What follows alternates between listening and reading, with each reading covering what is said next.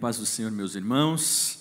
Que bom, não é, estarmos mais uma noite e mais uma vez na casa do nosso Deus.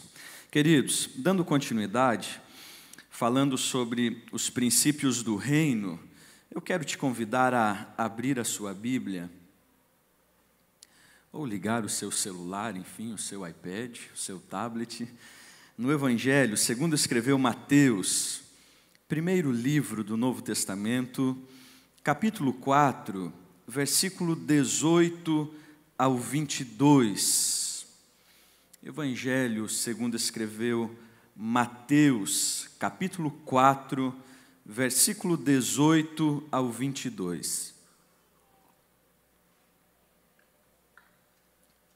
Nesta noite nós vamos estar refletindo, junto com os irmãos, sobre confiança, princípio da paz para a doença da ansiedade. Confiança, o princípio da paz para a doença da ansiedade. Evangelho, segundo escreveu Mateus, capítulo 4, versículo 18 a seguir, diz-nos assim, versículo 18. Caminhando junto ao mar da Galileia, viu dois irmãos, Simão, chamado Pedro, e André, que lançavam as redes ao mar, porque eram pescadores. E disse-lhes Jesus: Vinde após mim, e eu vos farei pescadores de homens. Então eles deixaram imediatamente as redes e o seguiram. Passando adiante, viu outros dois irmãos, Tiago, filho de Zebedeu, e João, seu irmão, que estavam no barco em companhia de seu pai, consertando as redes. E Jesus os chamou. Então, eles no mesmo instante, deixando o barco e seu pai, o seguiram. Amém? Incline sua cabeça, feche seus olhos. Pai, nós te louvamos e agradecemos a Ti por esta oportunidade, onde estaremos refletindo acerca da Sua preciosa palavra. O nosso desejo é que o Seu Espírito ilumine a nossa mente, é que o Senhor traga sensibilidade aos nossos ouvidos, ao nosso coração, que a compreensão, Senhor, seja clara no nosso entendimento, compreensão que nos conduza a uma vivência e a uma prática diária dos Teus ensinos. Fala conosco, Senhor, pois nós precisamos e dependemos ouvir a Sua voz uma vez mais. Em nome de Jesus, amém. Por gentileza, assente-se nesta noite. Queridos, falando acerca da confiança como um princípio ou o princípio da paz para a doença da ansiedade.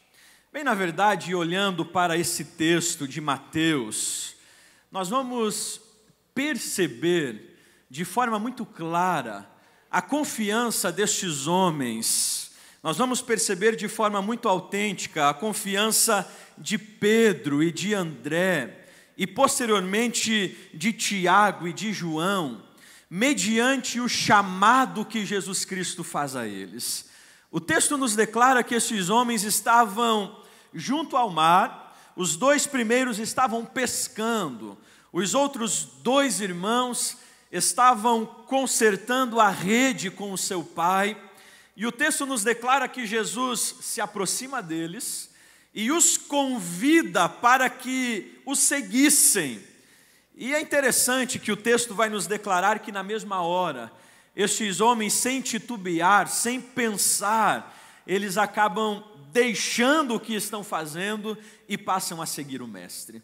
O que me chama a atenção dentro deste texto e deste episódio é justamente a confiança destes homens diante de uma pessoa desconhecida até então para eles, diante de uma proposta desconhecida e também diante de um futuro desconhecido diante destes homens. Eles até então não sabiam quem era Jesus Cristo, também não tinham o conhecimento claro acerca da proposta futura que Jesus Cristo tinha para eles. Mas o texto nos diz que estes homens acabam abrindo mão, não apenas da rede, não apenas do barco e não apenas dos familiares, mas eles também abrem mão de sonhos, projetos e propósitos pessoais para viverem de acordo com os propósitos de Cristo. O que eu quero, queridos, nessa noite, pensar com os irmãos, refletir em cima de alguns outros textos, é justamente esse princípio de confiança que estes homens vão nos ensinar. É o princípio de confiança do discípulo para com o mestre, o princípio de confiança do servo para com o seu Senhor, é o princípio de confiança do cristão para Cristo. E observando este princípio, o princípio da confiança, eu quero pensar e gostaria que esta pergunta acabasse conduzindo a nossa reflexão nessa noite. Pastor, que pergunta? A pergunta é esta: por que confiar em Deus? Pergunte para quem está ao seu lado: por que confiar em Deus? Você sabe a razão de confiarmos em Deus? Faça essa perguntinha para quem está ao seu lado. Por que você confia em Deus? Qual a razão? Você conhece a razão, o porquê você confia em Deus? O porquê você entregou a Ele a sua vida? Pois bem, eu quero nessa noite pensar contigo e que esta pergunta venha conduzir a nossa reflexão nessa noite.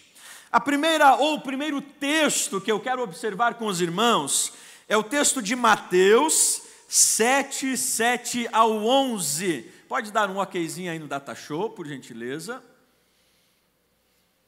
Mateus, capítulo 7, dá mais um ok. Isso, Mateus, capítulo 7, versículo 7 ao 11. Olha só o que nos diz: pedi e dar-se-vos-á, buscai e achareis, batei e abrir-se-vos-á. Pois todo o que pede, recebe, o que busca, encontra, e a quem bate, abrir-se-lhe-á. Ou qual dentre vós, que se porventura o filho lhe pedir pão, lhe dará pedra? Ou, pode dar um okzinho no Data Show ali, ou se lhe pedir um peixe, lhe dará uma cobra?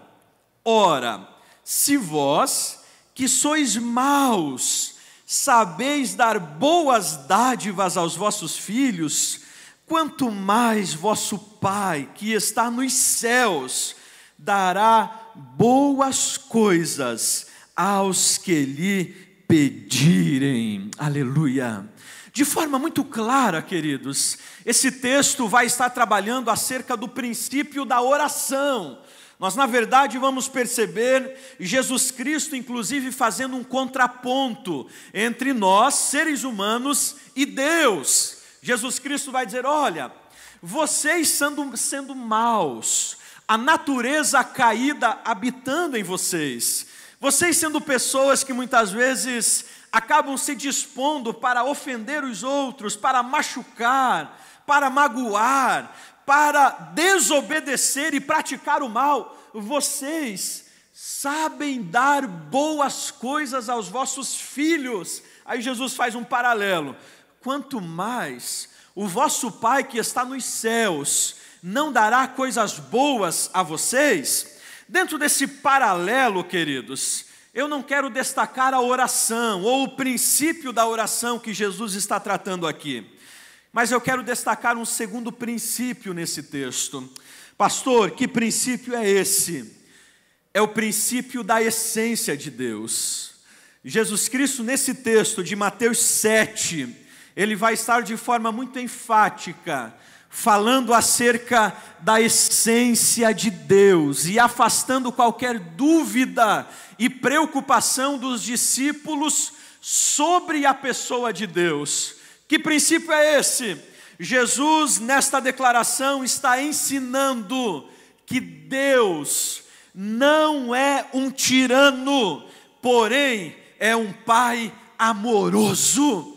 Queridos, o que Jesus está ensinando para os discípulos é o seguinte: ei, vocês sendo maus e possuindo uma essência caída, que está inclinada para fazer o mal, vocês não são capazes de dar coisas más aos vossos filhos.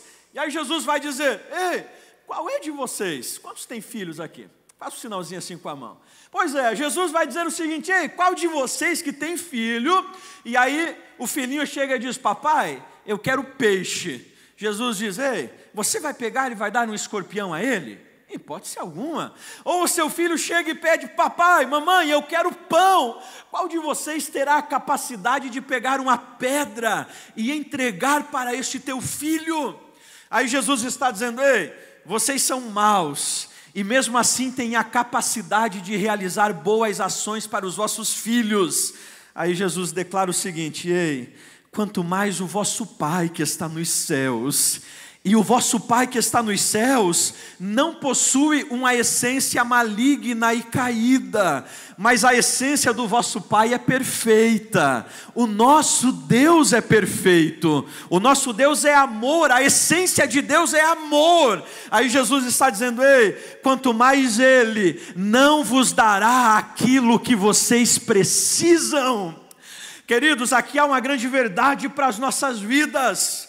O Deus ao qual nós servimos, Ele não é um tirano, Ele não é o Deus pintado da Idade Média, um Deus barbudo, barba branca, cabeludo, um cabelo branco, com um chicote na mão, onde estava de olho nos erros que a humanidade cometia para açoitá-los.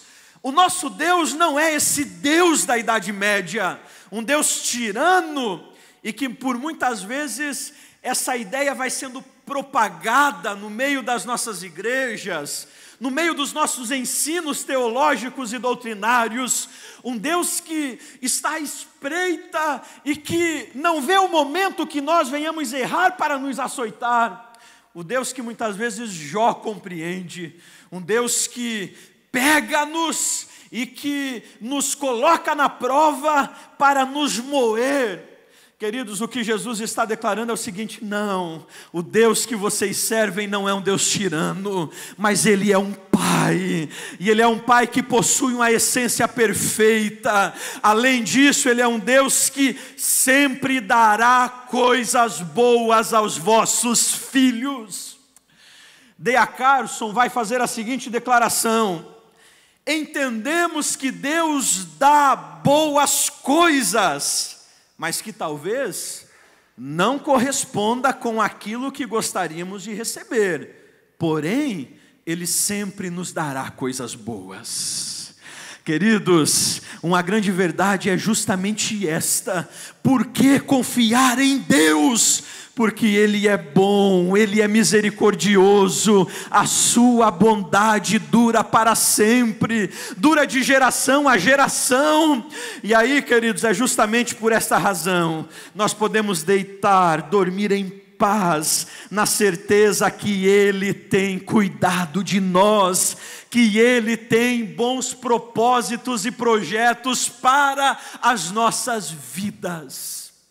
Por que confiar em Deus? Porque Ele é bom, porque Ele não é um Deus tirano, mas Ele é um Pai bondoso que nos ama.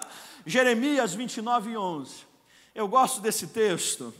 Quando o povo estava vivendo o seu exílio, e muitas perguntas começam a surgir no coração do povo, e questionamentos, perguntas como esta: Deus nos lançou aqui para que os nossos inimigos zombem de nós? E o povo começa a se questionar: Deus nos abandonou? Ele tem pensamentos maléficos contra a gente? E aí Deus, usando o profeta Jeremias, no capítulo 29, versículo 11, Deus vai declarar ao povo: ei, eu tenho pensamento de paz sobre vocês, pensamentos de paz e não de mal. Aleluia. Queridos, esta é uma verdade que nós precisamos entender. O nosso Deus não está à nossa espreita para nos chicotear, para nos castigar, mas Ele é um Pai amoroso que nos ama com um amor perfeito. Brennan Manning, um teólogo e historiador americano, ele, em uma dos dos seus livros, ele vai fazer a seguinte declaração: quando chegarmos no céu, talvez uma das únicas perguntas que Deus faça para nós é esta: você acreditou que eu te amava?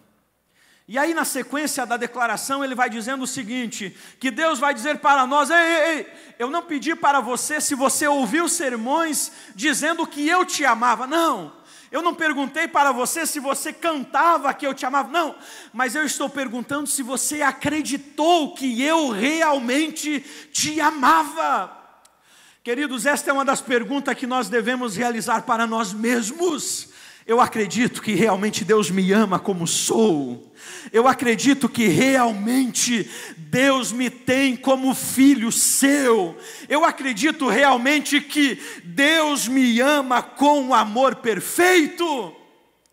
Esta é a primeira verdade que nós precisamos entender. Por que confiar em Deus? Porque Ele não é um tirano, não, mas Ele é um Pai amoroso que nos ama. Diga para quem está ao seu lado, por gentileza, dá uma cutucadinha nele e diga assim: Deus não é tirano, não. Deus é um Pai bondoso que te ama. Deus não é tirano, mas é um Pai bondoso que te ama. Essa é a primeira verdade, o primeiro princípio. Mas existe um segundo detalhe: por que confiar em Deus? E aí nós temos no texto Mateus 28 e 20, a parte B. Esse texto é lindo demais. Eu estarei convosco todos os dias, até a consumação dos séculos. Queridos, nesse texto, Jesus Cristo está diante dos seus discípulos e uma multidão de mais de 500 pessoas. Ele está no Monte das Oliveiras e está realizando a sua última declaração. São as suas últimas palavras. E bem verdade é que quando alguém está realizando uma declaração com últimas palavras, são palavras ponderadas e sábias. Você já teve a oportunidade de estar ao lado do leito de morte de alguém que está dando as suas últimas palavras? Essas palavras, na grande maioria das vezes, são palavras ponderadas, palavras sábias, palavras que terão grandes efeitos futuros. Jesus Cristo agora está exatamente nesse momento, não está morrendo, mas está em um ato de despedida dos discípulos, se despedindo deles, dando as últimas palavras, e então ele subiria, e todos os discípulos veriam a sua ascensão. O que me chama a atenção é a última frase que Jesus Cristo está falando a eles. Jesus não realiza uma cobrança dizendo: ei, como discípulos meus, vocês devem viver em santidade. Ele não faz essa cobrança. Nós não encontramos a última frase, Jesus Cristo dizendo: e vocês devem me servir todos os dias das vossas vidas. Também não encontramos isso. Mas há uma promessa que Jesus Cristo vai realizar como última frase, e então ele sobe para se assentar à destra de Deus. E a promessa é justamente esta: eu estarei convosco todos os dias, até a consumação dos séculos. Pastor, o que Jesus estava ensinando aos seus discípulos com essa declaração? Que princípio ele estava ensinando a eles? Jesus Cristo estava ensinando aos discípulos, e a declaração dele é justamente essa: ei, eu quero que vocês prestem bem atenção no que eu estou falando. O que, Senhor? O que o Senhor vai ensinar? Qual é a sua declaração? E Jesus está ensinando aos seus discípulos a impossibilidade da solidão. O que é isso, pastor? Jesus está dizendo a eles: se haverá uma coisa que será impossível na caminhada de vocês, será a possibilidade de vocês viverem sozinhos. Como é que é, Senhor? É isso mesmo, porque eu estarei com vocês todos os dias, até a consumação dos séculos. Pense comigo, essa frase, o efeito que ela vai realizar, talvez não no momento, Pastor Black disse aqui que muitas vezes, e é uma grande verdade, aquilo que nós ouvimos no momento não surtem o efeito que surtirão no amanhã, diante das problemáticas que enfrentamos. Imagine vocês que naquele momento os discípulos estão dizendo, ok, mas está subindo. Só que imagine os senhores, quando esses homens estavam cruzando a linha de serem mártires, muitos deles seguindo para a crucificação, outros deles sendo conduzidos para as arenas, onde seriam devorados por leões, seriam espetáculos da multidão, outros deles sendo conduzidos para o apedrejamento. É muito provável que o que trouxe confiança àqueles homens foi a lembrança das últimas palavras do seu mestre. Eu imagino esses homens caminhando à morte, Pedro caminhando rumo à crucificação, Estevão caminhando para ser apedrejado, e tantos outros pais da igreja dos primeiros séculos caminhando para o seu martírio, e provavelmente a frase da mente deles era esta: eu estarei convosco todos os dias. Vocês não estão caminhando sozinho, mas eu estou com vocês. Aleluia! Queridos, nós podemos confiar em Deus, justamente pela impossibilidade de vivermos na solidão ou no abandono. Sabe o que é isso? Independente da nossa condição financeira, independente do nosso status social, independente do local onde você mora, independente da profissão que você exerce, nós precisamos ter a consciência de que Ele sempre estará conosco. Agora entenda, Ele prometeu estar conosco, mas Ele não prometeu a ausência de dificuldades. Uma coisa é diferente da outra. Às vezes as pessoas acabam confundindo estes pensamentos. E aí vem até nós, pastor, eu sou fiel a Deus, estou na casa de Deus, tenho uma vida com Deus, e agora eu estou doente. E agora a porta de emprego se fechou, e o meu filho agora está partindo para o lado da criminalidade, eu não sei o que fazer, há um problema na família. Queridão, Deus não nos prometeu imunidades, Deus não nos prometeu ausência de dificuldades. Pelo contrário, fazendo uma constatação da realidade, Jesus vai dizer o seguinte: no mundo vocês terão aflições, mas tem de bom ânimo, porque eu venci o mundo. Pastor, então peraí, qual é a diferença nossa para aqueles que não são cristãos? Se Jesus não promete ausência de dificuldades, se Jesus não promete imunidade, qual é a diferença? A diferença está justamente na verdade de que as pessoas que não possuem Cristo passarão por todos os problemas e dificuldades sem a presença serena e suave do Mestre, enquanto nós, queridos, passaremos pelas mesmas situações, mas não passaremos na nossa força, na nossa capacidade, no nosso braço humano, mas passaremos na confiança plena de que Deus estará ao nosso lado.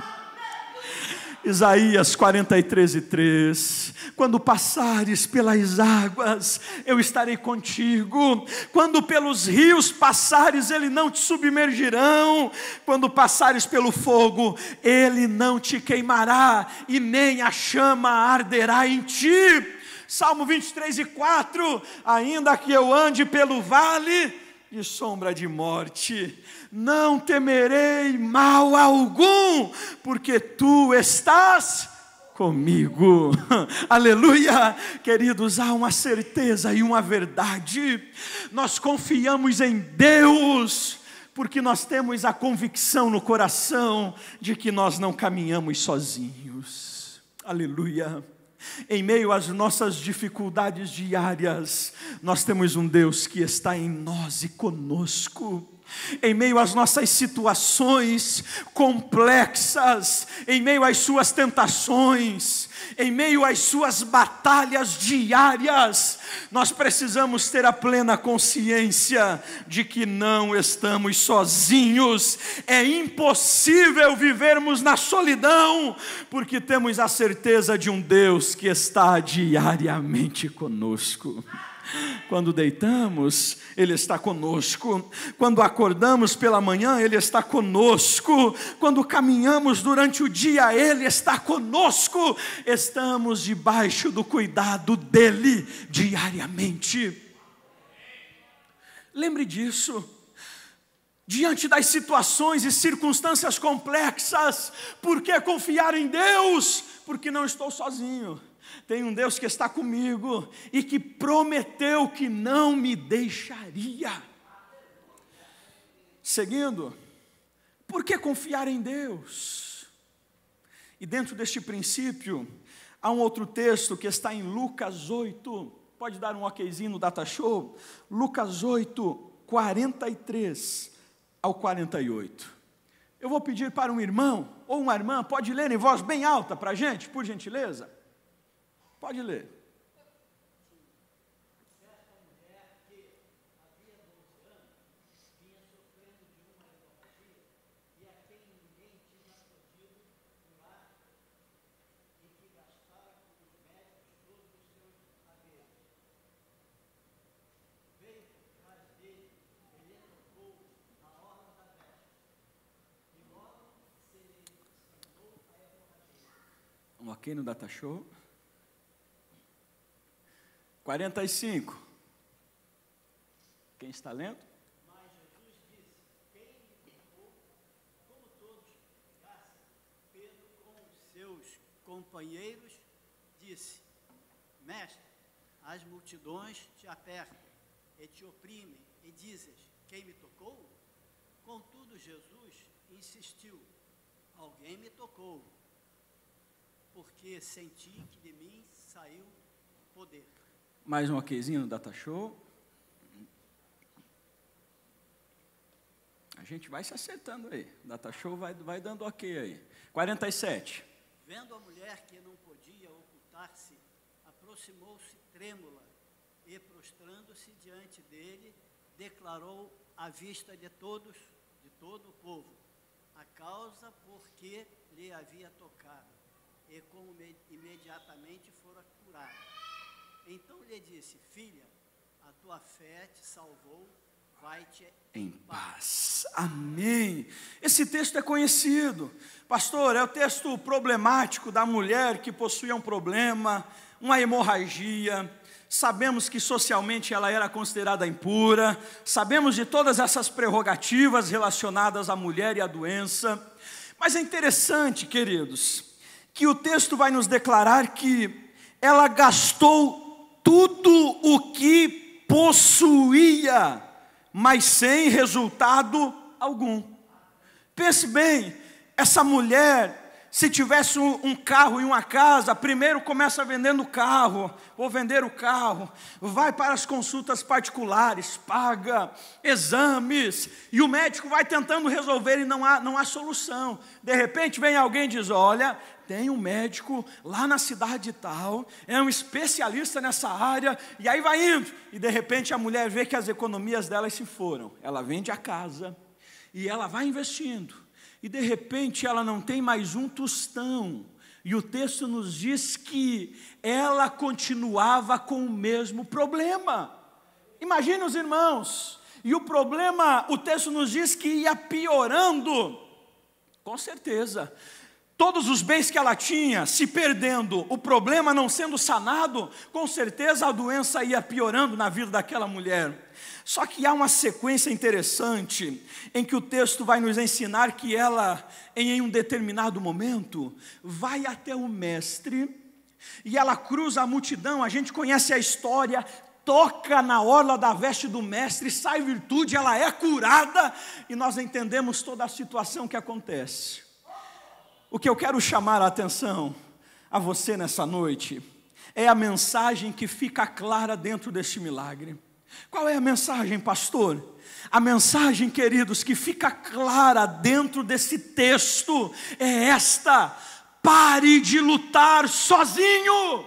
Como é que é isso, pastor? É isso mesmo, pare de lutar sozinho. Essa mulher, durante anos, estava lutando na sua própria força, com a sua própria capacidade. Esta mulher estava buscando solucionar o problema com os seus próprios recursos. Só que o texto vai declarar que ela não obteve êxito algum, até o momento, queridos, em que ela percebe que os seus recursos são falíveis, ela percebe que a sua força não lhe traria resultados, então ela para, e ela passa agora a depender do poder divino para a sua restauração. É justamente isso que esse texto nos ensina, queridos, a verdade de que nós precisamos aprender a não lutarmos sozinhos com os problemas diários da nossa vida. Quantas pessoas entrando em depressão, quantas pessoas que não comem mais direito, que não dormem bem, que estão vivendo atribuladas e atormentadas diariamente, porque estão tentando resolver os problemas sozinhos, estão tentando solucionar as situações com a própria força, estão tentando resolver as problemáticas sozinhos. Você sabe qual é o terceiro remédio mais vendido hoje? Se chama antidepressivo. É justamente o remédio que vai trazer para as pessoas uma certa estabilidade e tranquilidade diante de uma situação que ela não pode solucionar sozinho. E aí o que esse texto está nos ensinando é: pare de lutar sozinho. Ei, conte com o auxílio daquele que pode te ajudar. Querido, olhe para a sua vida, olhe para os seus problemas, para as suas dificuldades. Diga: ei, a partir de hoje eu não luto mais sozinho, eu não entro mais nessa batalha sozinho, não. Eu não tento resolver na minha força, mas eu busco o auxílio de Deus para solucionar as problemáticas do dia a dia. Quando realizamos isto, nós temos a certeza que Deus nos dará vitória. Conta-se a história de um homem que estava caminhando pela estrada com um saco de mais ou menos 50 quilos sobre os seus ombros. E este homem caminhava cansado, porque carregar um saco de 50 quilos por 100 metros, ele é 50 quilos. Mas depois de 200 metros, 300 metros, 1000 metros, esse saco de 50 quilos já está a 150 quilos.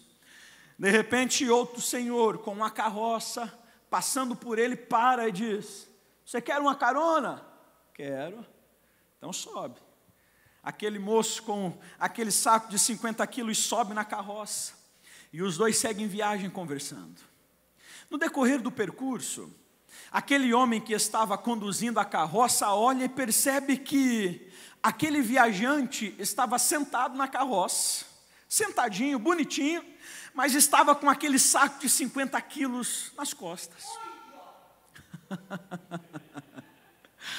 O que estava conduzindo a carroça olha para ele e diz: ô, meu amigo, você pode largar este saco de 50 quilos no fundo da carroça, não tem problema. E aquele homem com o saco nas costas diz: mas você já me fez um grande favor de me permitir subir aqui na carroça. Eu não quero te dar mais um incômodo de colocar esse saco aí e você carregá-lo para mim. Queridos, essa história muitas vezes a gente ouve e diz: é um idiota. Só que muitas vezes nós somos este homem com este saco de 50 quilos nas costas. Como é que é isso, pastor? Nós acreditamos que Jesus Cristo morreu por nós. Nós acreditamos que Ele sofreu no nosso lugar, que Ele padeceu pelas nossas vidas, sim. Só que nós não acreditamos que Ele deseja nos auxiliar diariamente pelos problemas que surgem no nosso dia a dia. Nós estamos na carroça, caminhando rumo ao céu, mas tentamos resolver os problemas sozinhos. O Senhor já fez muito, morrer na cruz por mim, deixa que esses problemas eu resolvo. E Jesus está dizendo: rapaz, larga esse saco aí no fundo da carroça, eu quero te ajudar a carregar esses problemas. Dá uma olhadinha para quem está do seu lado, vê se não está com um saco aí nas costas, de peso, de problema. Diz: larga no fundo da carroça, meu irmão, confia nele, entenda que ele está ao seu auxílio para lhe dirigir, lhe direcionar, lhe auxiliar no propósito de você não lutar sozinho. Aleluia. Pastor, eu não estou sozinho, não. Paulo vai declarar lá em Filipenses 4, apresente tudo. Paulo não está dizendo apresente apenas as situações complexas e difíceis e impossíveis, não. Mas Paulo está dizendo, apresente tudo ao Senhor. Filipenses 4, pela oração, súplica e com ação de graças. O que Paulo está dizendo é: ei, você não precisa resolver os problemas sozinhos, mas entenda que há um amigo, aleluia, chamado Jesus Cristo, que se você compartilhar com Ele, Ele te auxiliará nas situações difíceis da vida. Não carregue o saco sozinho. Largue no fundo da carroça e deixe que Ele te auxilie diariamente. Pastor, por que confiar em Deus? Mateus 28 e 18. Dá um okzinho no Data Show. Mateus 28 e 18, há um texto lindo para a gente. Por que confiar em Deus?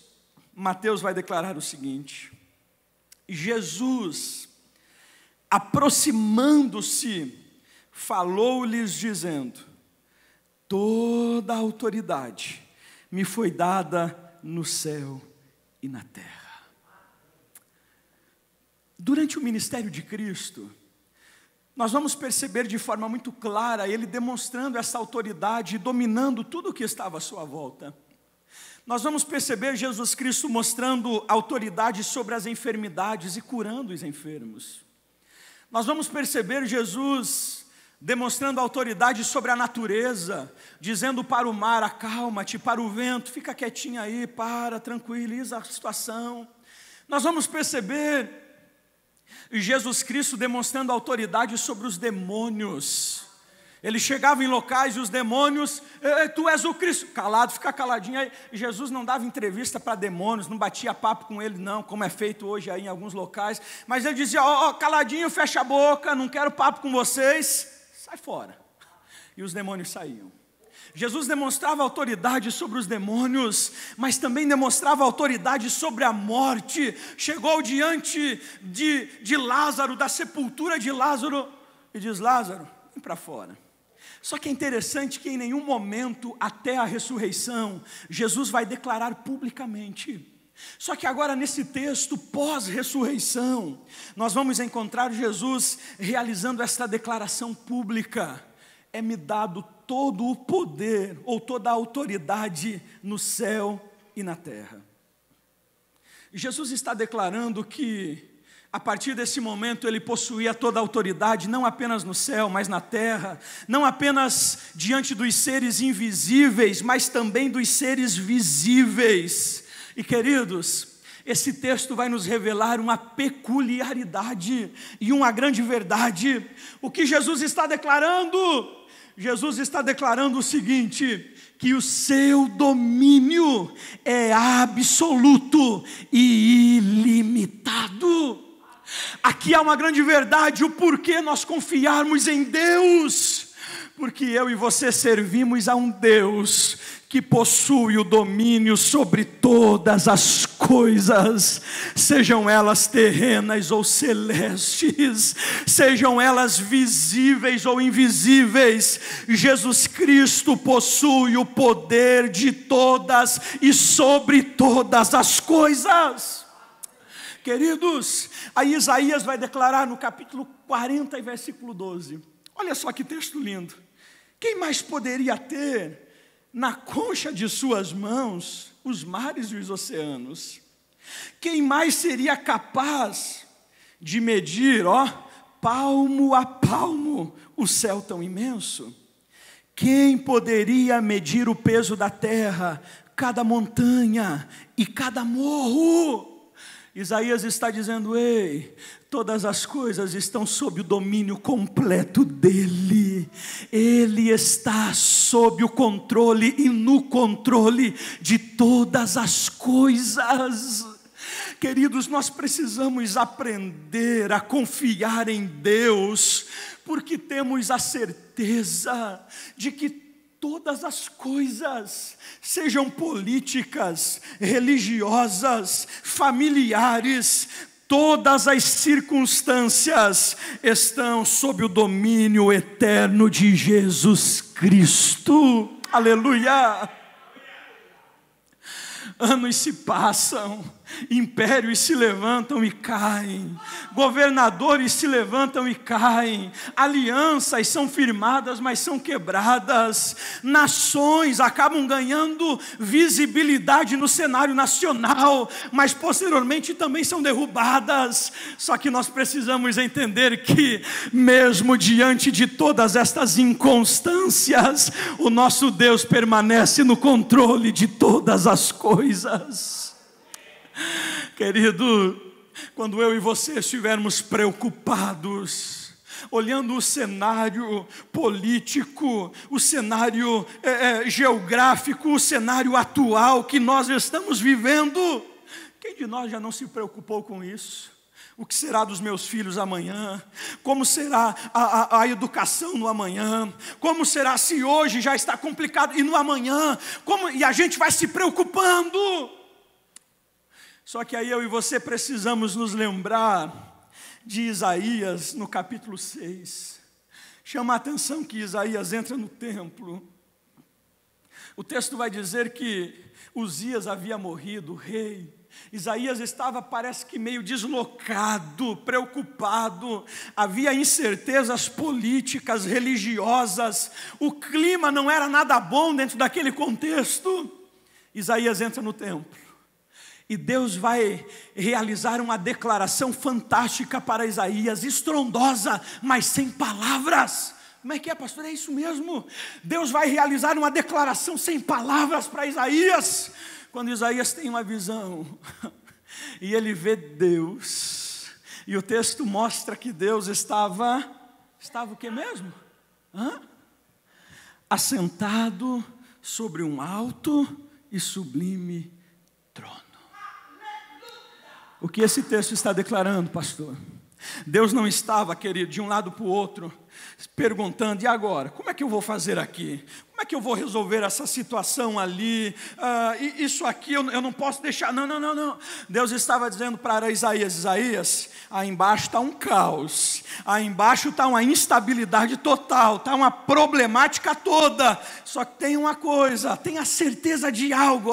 Eu continuo aqui, sentadinho no trono, tranquilamente, porque todas as coisas estão debaixo do meu controle e do meu domínio. Querido, tranquilize o seu coração, Deus está no controle de todas as coisas.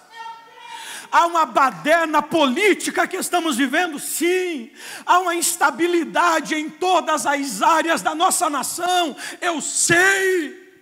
Só que nós precisamos não olhar apenas para essas circunstâncias, mas olhar um pouquinho além e entender que o nosso Deus está no controle dessas situações, que o nosso Deus está no controle de todas as coisas e que isso não fugiu da palma da sua mão. Parece que nós nos esquecemos disso. E agora, pastor, o que vai ser o quê, queridão? A gente continua aqui servindo a Deus e entendendo que Ele está no controle. Descanse a sua alma. Quantos cristãos diante de todo esse cenário, alguns entrando em depressão, não conseguindo mais dormir à noite. O que será de mim? O que será do amanhã? Meu Deus, querido, descansa. O Deus que nos ama e que não é o tirano que já falamos aqui, é o Deus que está no controle de todas as coisas. A sua família está debaixo da direção dele, os seus negócios, a sua casa, ele está no cuidado da sua vida. Por que confiar em Deus? Porque nada foge do seu controle. Outro princípio, dentro do princípio da confiança, por que confiar em Deus? Mateus 6, 25 ao 30. Aqui é um texto lindo demais. Mateus capítulo 6. Data show está 24, mas é 25. 25 ao 30. Pastor Black, lê para mim, por gentileza.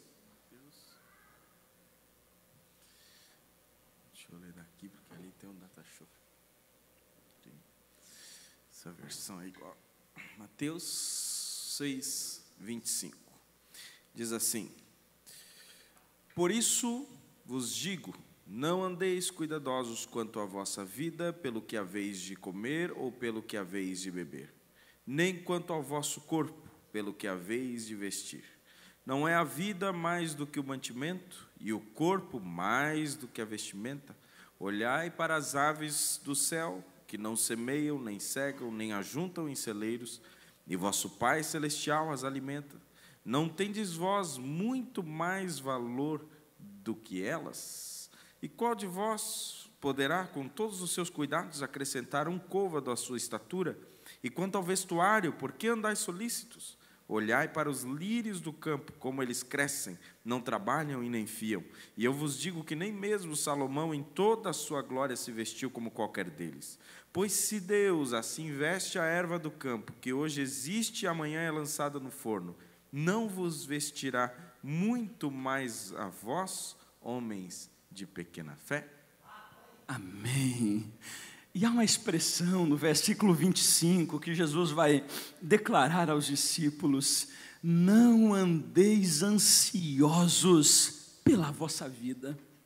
Pastor, essa expressão significa que não é preciso a gente trabalhar mais, é isso? Não.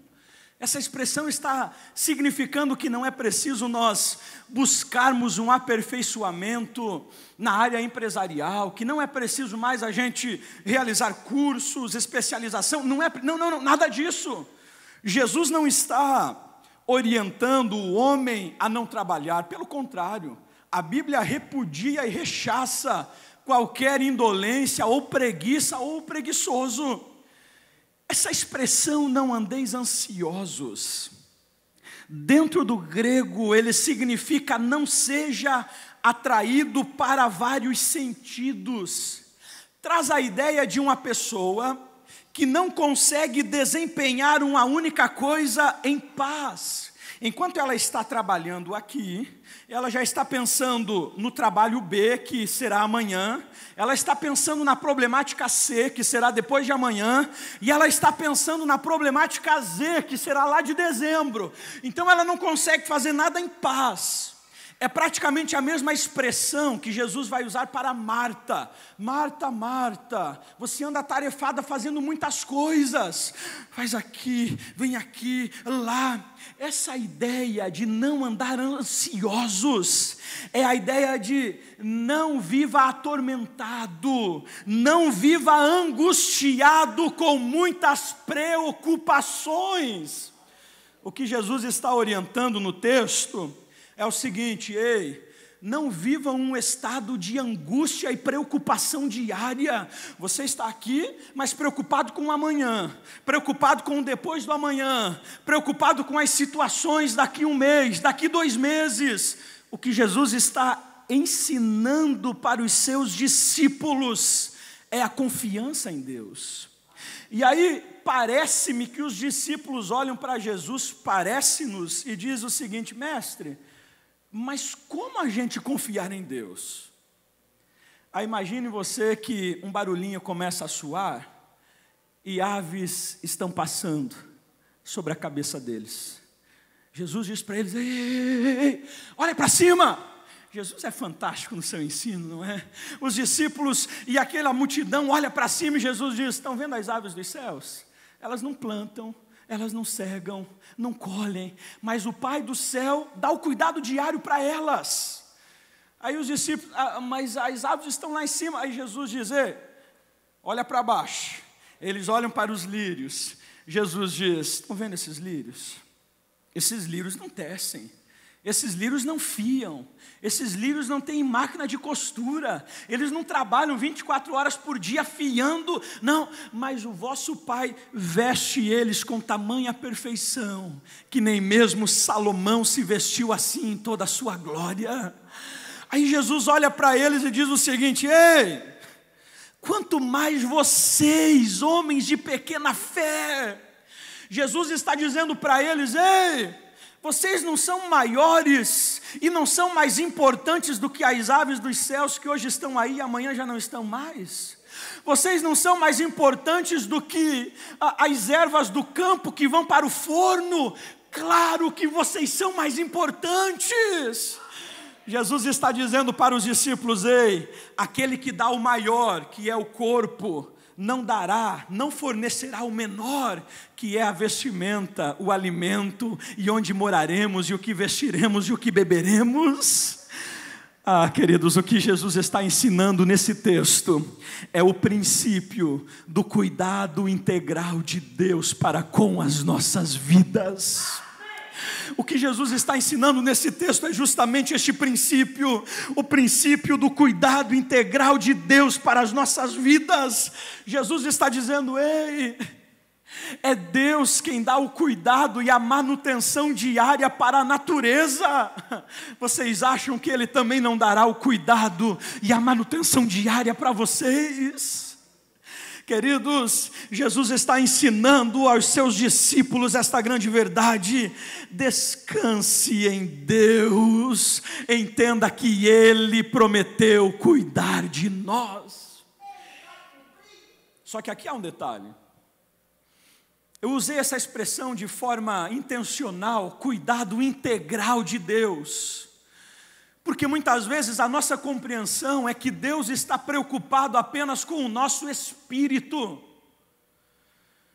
Venha para a igreja porque Deus quer o seu espírito. Parece que Deus é um Gasparzinho caçando almas. Nós nos esquecemos que o ser humano é um ser humano completo na totalidade, espírito, alma e corpo. E se Deus nos constituiu em um tripé de totalidade, espírito, alma e corpo, significa que Ele vai cuidar do nosso espírito, sim, ministrando em nós, vai cuidar das nossas emoções, nos dando relacionamentos saudáveis, mas também vai cuidar das nossas necessidades físicas, o que vamos nos vestir, o que vamos beber, o que vamos comer, onde vamos morar. Deus se preocupa com esses detalhes também. Queridos, nós precisamos compreender que Deus prometeu cuidar de nós na nossa totalidade. Pedro vai aprender este princípio, vai entender: Senhor, como Tu cuida de nós, hein? E aí lá em 1 Pedro 5:7, ele vai dizer: ei, lançando sobre Ele toda a vossa ansiedade, porque Ele tem cuidado de vós. Não te preocupa não com o dia do amanhã. Trabalhe, se esforce, vá à luta, arremangue as mangas e lute, mas entenda que o necessário Ele não deixará faltar na sua vida, que o suprimento Ele dará para você. Aleluia! Ele dá a manutenção para a natureza e Ele concede a manutenção para as nossas vidas. Conta-se dentro da bibliografia de Charles Spurgeon, que em uma noite ele estava ministrando e ele iria falar naquela noite sobre o Salmo 23. Ele então pede aos irmãos: alguém conhece o Salmo 23? Por gentileza, declame para mim. E diz-nos que um jovem muito bonito, elegante, se levanta e começa a declamar o Salmo 23. Mas com tamanha perfeição, maestria, respeitando as vírgulas, os pontos, as entonações. que ao término do Salmo 23, aquela multidão toda estava em pé aplaudindo. E Charles Spurgeon olha aquilo, fica admirado, e quando ele vai ingressar no sermão, um idoso de cabelos brancos, o rosto surrado pelo tempo, levanta as mãos trêmulas e diz: pregador, eu também conheço o Salmo 23. E a história nos conta que Charles Spurgeon então diz a ele: declame. E aquele idoso começou a declamar o Salmo 23, dizendo: o Senhor é o meu pastor. E a história nos diz que lágrimas descem sobre o seu rosto. E ele continua: nada me faltará. Mais uma pausa e lágrimas pelo seu rosto. E enquanto ele vai declamando o Salmo 23, lágrimas vão banhando o seu rosto. E segundo a história, ao término, aquela multidão não estava em pé o aplaudindo, mas estavam de joelhos chorando. E aí Charles Spurgeon vai fazer a seguinte declaração: sabe qual foi a diferença do jovem para aquele idoso? O jovem conhecia o salmo do pastor, porém o idoso conhecia o pastor do Salmo 23.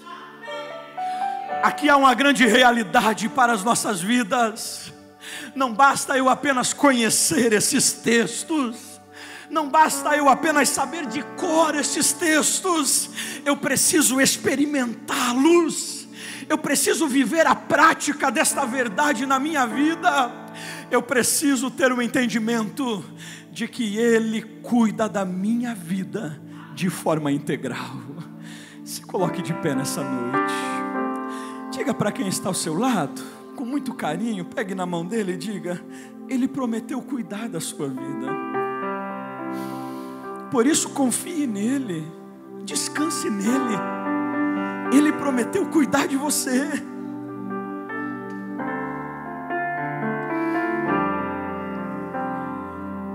Sabe, queridos,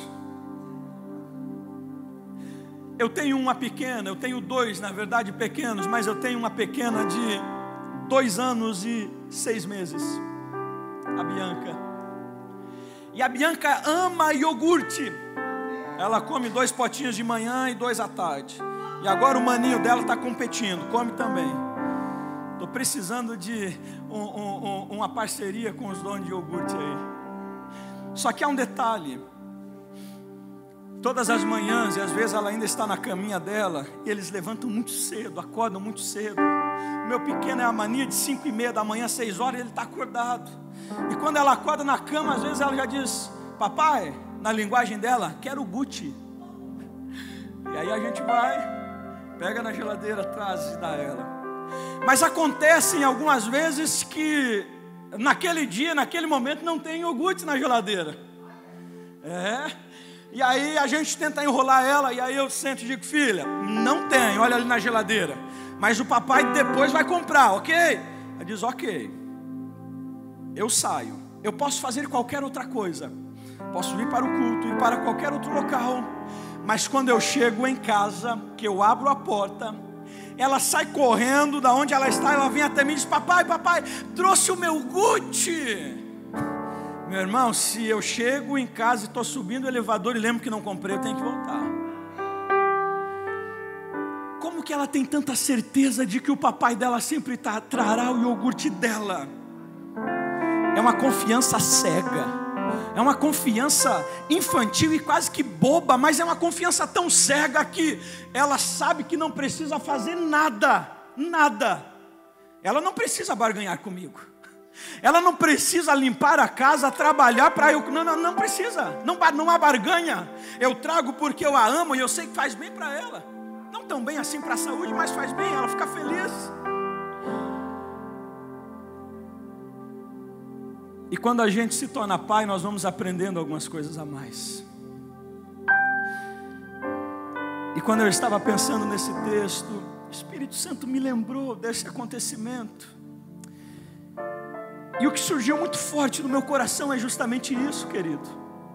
Às vezes nós nos propomos a ensinar, precisamos confiar racionalmente, mas eu venho aqui nessa noite dizer: ei, em Deus nós precisamos ter uma confiança cega.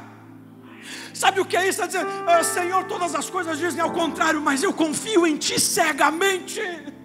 Eu não preciso de fatos palpáveis para confiar, porque eu sei que você irá suprir as minhas necessidades. Nós precisamos ter essa confiança de que uma criança tem no seu pai. Esta mesma confiança nós precisamos ter em Deus. Queridos, este princípio, o princípio da confiança, faz com que nós, como filhos, como discípulos, vivamos uma vida em paz aqui na terra, entendendo que podemos confiar piamente em Deus, porque Ele tem cuidado diariamente de nós. Aleluia. Vamos falar com o nosso Pai. Aleluia. Incline sua cabeça. Aleluia. Feche seus olhos. Aleluia. Aleluia. Queridos, como nós precisamos não apenas conhecer, mas viver esta confiança em Deus. Essa confiança de nos lançar nele, sim, de nos jogar nele. Aleluia, sem precisarmos de coisas palpáveis, sem precisarmos de certezas externas, porque Ele sempre tem cuidado de nós e nunca nos desapontou. Fale com Ele. Talvez nós precisamos orar para que o Espírito Santo gere em nós esta confiança cega, mas essa confiança tão boa, que faz eu olhar para o mundo à minha volta e dizer: está tudo caindo, está tudo desabando, mas eu continuo confiando em Deus, porque Ele é meu Pai, e eu sou seu filho. Senhor, nós estamos uma vez mais diante de Ti, em Ti. Senhor, como é bom termos a certeza e a convicção de que somos cuidados por Ti, de que Tu não és o Deus tirano da Idade Média, pintado para assombrar e colocar medo, mas que o Senhor é um Pai amoroso que tem cuidado dos seus. Espírito Santo, o nosso clamor e desejo é que o nosso coração seja não apenas convencido, mas convertido, para que vivamos uma confiança inteira e real em Ti. A confiança de que Tu tens cuidado de nós diariamente, de que o Senhor tem cuidado da nossa família, da nossa casa, do nosso ministério, de que o Senhor não tem deixado faltar nada daquilo que necessitamos.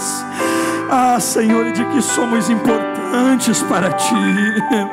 Se o Senhor gera a manutenção para a natureza, quanto mais não vai gerar para nós que somos Teus filhos. Senhor, ensina-nos a confiar em Ti, ensina-nos a depositar em Ti o nosso coração, a nossa mente, as nossas emoções. Ensina-nos, Senhor. Não deixa-nos vivermos as angústias da preocupação, não deixa-nos vivermos as incertezas, das instabilidades que estão à nossa volta, não, Senhor. Mas coloca um guarda na porta do nosso coração, o guarda da paz. Senhor, guarda a nossa mente, auxilia-nos para que a nossa confiança seja plena em Ti. Aleluia. Dê um abraço carinhoso no seu irmão e na sua irmã. E neste abraço carinhoso, diga a ele: Deus tem cuidado de você, Deus tem cuidado da sua família, Deus tem cuidado da sua casa. Aleluia. Aprenda que este princípio é para nós que somos seus discípulos. Aleluia. Porque